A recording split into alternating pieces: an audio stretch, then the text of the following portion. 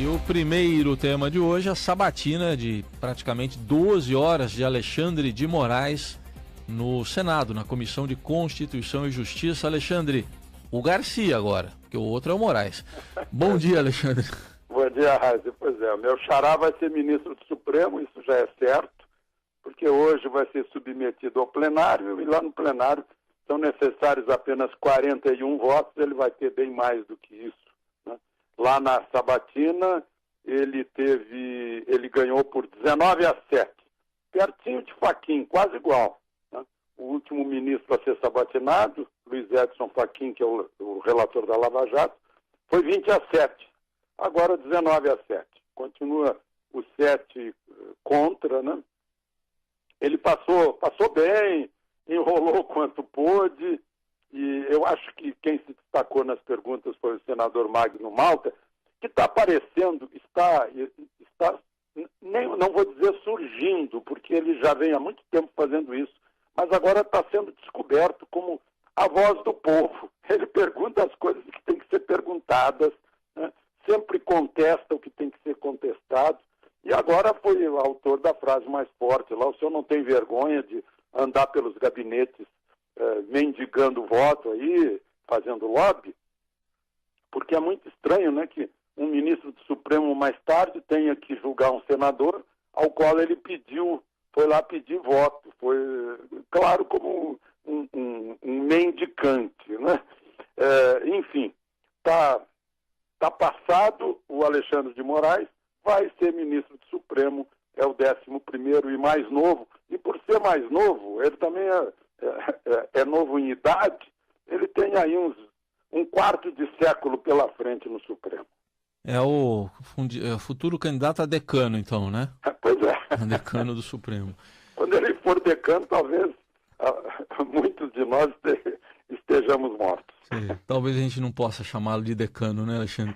Bom, falando no Supremo, foi a segunda turma, né? Ou a primeira? A segunda, né? A segunda turma. Sarney não pode ir para Sérgio Moro, é isso? Pois é. A segunda turma é composta pelo Gilmar Mendes, o Fachin, o Toffoli, o Lewandowski e o Celso de Mello. E deu 4-1 em favor de Sarney. O que é em favor de Sarney?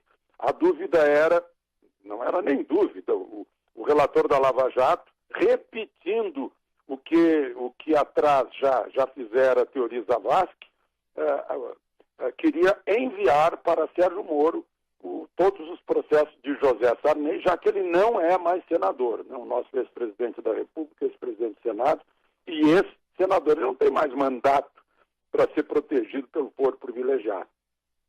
Mas os outros ministros, os outros 4, entenderam que o nome dele já aparece em outros processos que estão no Supremo, porque vinculados a pessoas que têm foro privilegiado, então que ele teria que, para maior agilidade da justiça, eu quase estou achando graça disso, porque chega lá no Supremo as coisas param, né? É o que mostra a estatística da Fundação Getúlio Vargas. E então Sarney fica lá e se livra de Sérgio Moro, decisão da segunda turma, contrariando o próprio relator da Lava Jato. Quer dizer, um foro estendido, então, para o ex-presidente Sarney. Pois é. Vai ficar lá. Parece que é um foro honorário.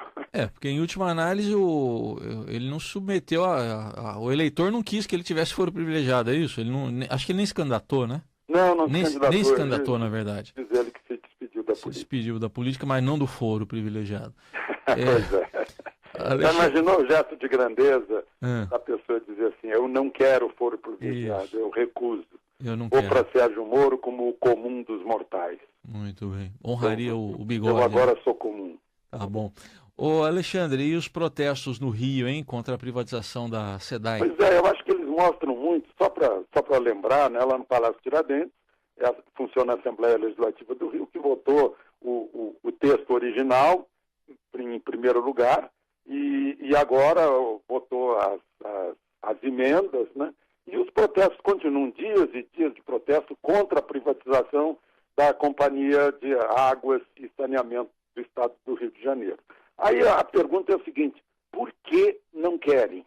Por quê? Aí a gente olha para a Lava Jato e entende por quê. como se usa a Caixa Econômica Federal, como se usa o Fundo de Pensão dos Correios, o Fundo de Pensão da Caixa, como se usa a Petrobras, né? Como se usa a eletronuclear, né? Como se usam as empresas estatais. Isso em primeiro lugar. Políticos adoram empresa estatal por causa disso. Em segundo lugar, minha filha, quando era diretora da Oi, hoje não é mais, ela participou do projeto de privatização em que a Oi assumiu empresas estatais e me contava. É um horror. O pessoal que é da empresa estatal está acostumado a deixar o paletó na cadeira e desaparecer. Não cumprem horário, é uma coisa incrível. Eles não gostam de serem enquadrados para trabalhar, né? Então tem esse outro lado também, que em estatal as coisas ficam mais fáceis. Por isso não querem privatização. E aí a gente fica olhando, mas peraí, isso aí tudo é do povo brasileiro. Por quê? Né? Por que tem que ser privatizado por alguns, por políticos, por corporações, né? Enquanto outros ficam sustentando os prejuízos que essas operações dão. Então é um bom modelo esse da SEDAI, da necessidade de privatizar para que as coisas funcionem e deixem de serem fontes de corrupção e prejuízo. Aliás, hoje o governo manda lá para o Congresso, para a Câmara, né, o projeto regulamentando essas negociações com os estados, exigindo contrapartidas. Vamos ver se dessa vez eles aprovam, né? Inclui aí privatizações, né? Agora, veja só, até aí em São Paulo, né, no prestigioso Instituto Butantan, que é um sacrário da ciência, até lá, né, a gente viu aí afastamento do presidente por usar a estatal para despesas pessoais. É o caso que a gente continua